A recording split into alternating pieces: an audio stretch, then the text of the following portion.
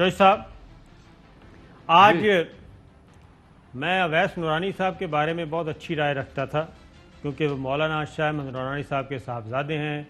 जमीयत उलमाए पाकिस्तान के वो रहनुमा थे, सदर रहे, सेनेटर रहे, कौमी असम्बली के रुकन रहे और अहम तरीन जगहों पे उनकी कदर व मंजिलत और मुसलमानों में उनके बहुत ज़्यादा पैरोकार।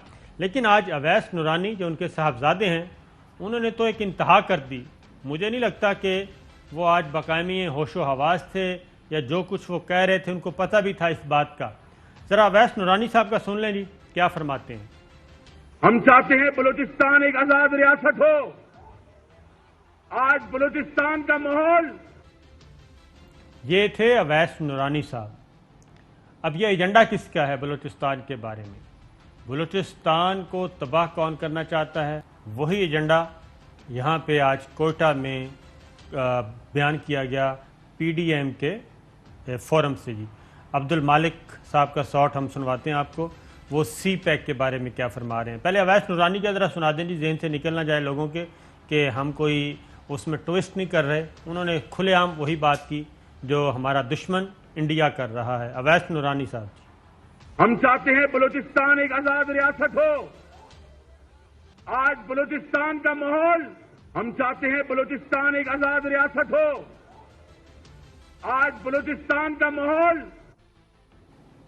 अवैस नूरानी साहब की सीटें कितनी हैं? उनकी अवामी नुमाइंदगी कितनी है? क्या वो किसी सूबाई असम्बली में कोई अपना नुमाइंदा रखते हैं? क्या वो किसी कौमी असम्बली में अपना नुमाइंदा रखते हैं? क्या वो सेनेट में अपना नुमाइंदा रखते हैं? क्या वो आज़ाद कश्मीर में अपना नुमाइंदा रखते हैं? क्या वो गिलगित बल्तिस्तान में अपना नुमाइंदा रखते हैं? और उनकी जमात ने सीटें कितने ली हैं? अपने वाले साहब के बाद पूछ रहा हूँ जी, मौलाना शाह अहमद नूरानी साहब के बाद जब से उन्होंने ये पार्टी की क़यादत संभाली है, अवाम में उनकी मकबूलियत कितनी है? ये इस तरह की बेहुदा गुफ्तगू तो की जा सकती है कि बलूचिस्तान को आज़ाद रियासत बना दिया जाए। ज़रा सुनाइए जी अपना अब्दुल मालिक बलोच। ये जो सीपैक है, हम ये समझ रहे थे कि सीपैक आके बलूचिस्तान में कुछ बेहतरी लाएगी।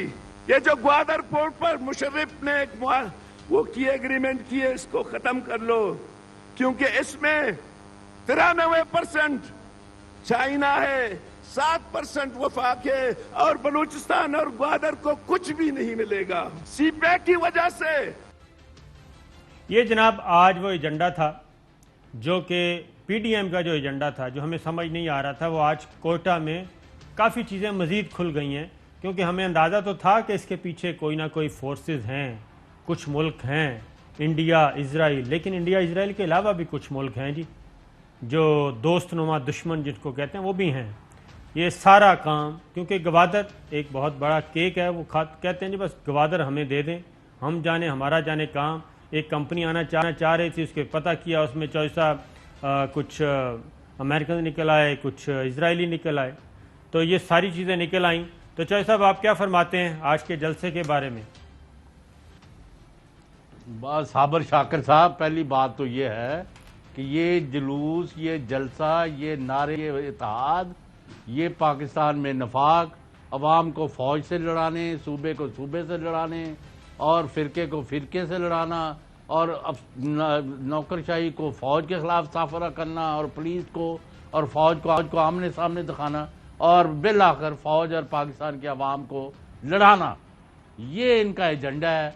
मैं आज मुतालबा करता हूँ कि अगर मरियम नवाज़ और नवाज शरीफ और फजल रहमान और दूसरे जो हैं और बिलावल भुट्टो जरदारी, अगर वो अल्लाह को हाजिर नाजर जान के पाकिस्तान के आइन और दस्तूर पर और कानून पर ईमान रखते हैं और उसके हल्फिया, तो फिर आज इसी वक्त पीडीएम से अवैस नूरानी साहब को और अब्दुल मालिक को फौरी फारिग करें। नंबर 1, अगर ये नहीं करते, बलूचिस्तान हुकूमत, जाम कमाल साहब और federal government of Imran Khan और तमाम रियासती इदारे और एजेंसियाँ जिन ने पाकिस्तान का हलफ उठाया हुआ है, और वो लोग जो मेरे तरह के और साबर शाकिर की तरह के हैं, वो भी अगर इनके गिरेबान को نہیں پکڑتے